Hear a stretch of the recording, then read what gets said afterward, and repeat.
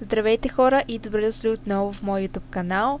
Както предполагам вече някои от вас забелязвате, вече съм се постарала малко повече за видеята и съм си закупила успешно много по-добра техника, така че се надявам вече звука да е доста по-добър и да ме чувате много по-силно, отколкото преди. Завръщам се отново с видеята, както казвам абсолютно всяко ново видео, тъй като винаги има някакви големи паузи и има така известно време, в което просто не съм снимала видеа и така нататък. Но ето, това е следващото видео, отново Майнкрафт оцеляване, но се надявам следващите видеа да са малко по-разнообразни, така че все пак ако имате идеи, пишете в коментарите какво ви се гледа точно. Между другото, напред към 100 абоната, защото вече съм се подготвила за giveaway и се надявам да се съберем по-бързо. И както съм ви обещала, гейминг периферия, така че закупила съм го. Няма да издавам какво точно е, но абонирайте се и ще разберете на 100 абоната.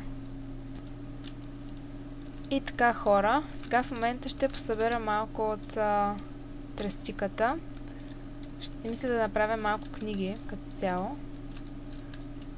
Защото да мога да подобря енчантинг мястото си и да мога най-сетне да енчантвам на 30 ниво без никакъв проблем. Така, момент само да посъбера тук. И мисля, че всичко си събрах. Така. Малко да правим лага. Сега, съответно, мисля да отида и да поизбия малко крави, за да мога да взема кожа. И съответно да се залавям, да правя това, защото както виждате съм 37 ниво, страх ме е да ходя в мините, често казвам, защото имам чувството, че ще умра просто и цялото това игране ще е на празно. Те са доста малко, нищо, бой, код стане, ще ги развъждам от начало. Така, хайде умирайте де. Така, съжалявам. Така, избивам ги като цяло. Хубавото е, че има малки. Те ще пораснат и в крайна сметка, ако останат само малките, ще се заловя и ще ги направя големи и после ще ги размножавам. Така, май ще спра за сега така.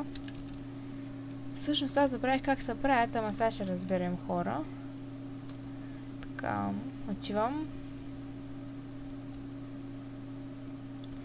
Наистина отдавна не е имал видеа. Аз честно казвам вече съм забравила какво се е случвало тук в света ми, какво мога да направя, какво да променя, да стане по-интересно. Има доста неща, които ми се искат да направя. Често казвам, примерно малко ме е страх да отида в там, където е в Недъра. Опа, май грешка. Така, обаче сега това как се правеше, дали нещо такова? Не. Дали нещо такова? Не. Добре, хора. Аха, ето, добре. Разбрах. Така, ето още. Това означава 2 такива. Я да видим дали някъде тук имам нещо.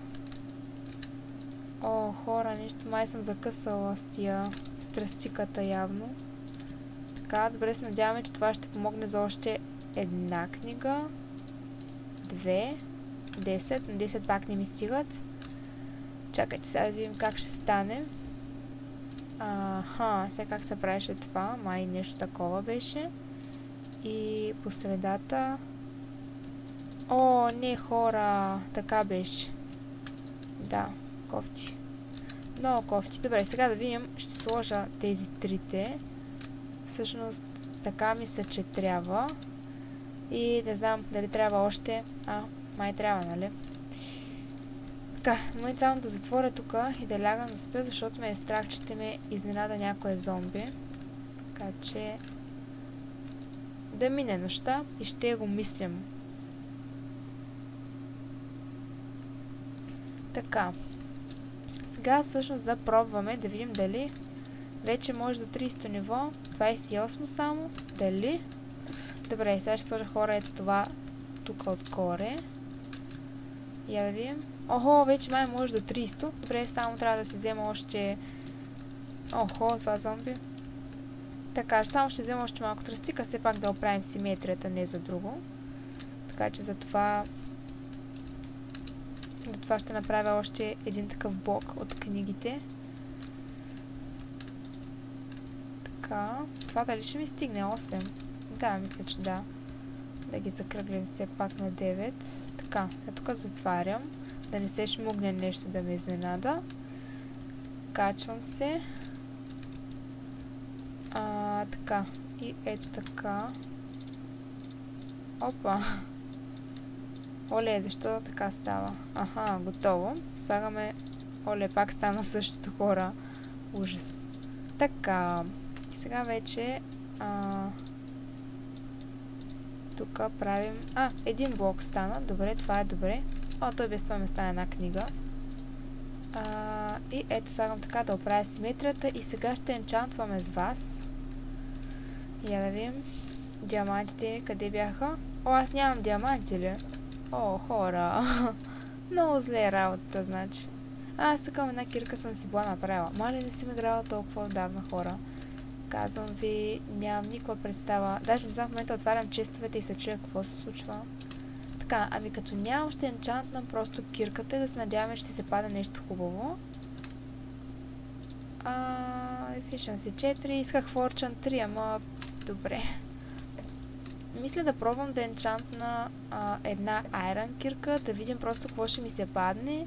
И ако се падне Fortune 3, това ще е супер, защото с нея ще копая диамантите. Да се надяваме, че ще има такива за в бъдеще. Момент само да оставя тия неща тук. Дървото трябва да го оставя също. Така. Сега всъщност аз търся Iron. Ще си взема 3. Колкото... всъщност аз тук имам една готова кирка. Да, какво правя, не знам. Така. Само Breaking 3, това е тъпо. Това е чиста подигравка, хора. Така. Тъпото е, че тук нямам enchanting... не enchanting, crafting table. И трябва да се разкарвам до горния етаж.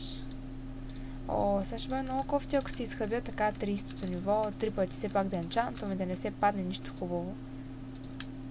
Fortune 3. Хора, това е най-хубавата кирка до сега. Значи с тази ще копая. Ето. Значи тази кирка се слагам даже ето тук. А другите ги измествам. С тази ще копая по принцип. Тази е за диамантите. Значи тук една лопатка и това също си отива. Тук една резервна. Да, тази ще я прибера в честа. Много добре, хора, много съм щастлива. Сега преспокойно може да ходя и да се търся диаманти. Без никакви притеснения. Защото просто няма как да ми се пада вече по един диамант. Ще ми се падат по няколко. Така, момент да видя къде ги оставя тия неща. Момент тук да тези да ги преместя в този чест. Така. И тук може би ще си оставя тази и тази. Да, хора, ето успях да се енчантна много добре даже. Да ви покажа пак, ето, Fortune 3, Unbreaking 3, Efficiency 4, ето тази е само Efficiency 4. Това беше, хора, от днешния епизод. Надявам се, че въпреки не беше толкова интересно, надявам се все пак да ви е харесал. Харесайте клипа, абонирайте се ако не сте и определено очаквайте много по-добри видеа от мен. Те първа ще се подобряват, тъй като както виждате вече напредък има с аудиото, ще има напредък и за напред. Освен това не забравяйте за giveaway, така че показвайте канала ми на ваши приятели, споделяйте видеята, защото така ще помогнете на мен и съответно по-бързо ще мога да се отплатя на вас, като направя този giveaway. Благодаря ви и до следващото видео!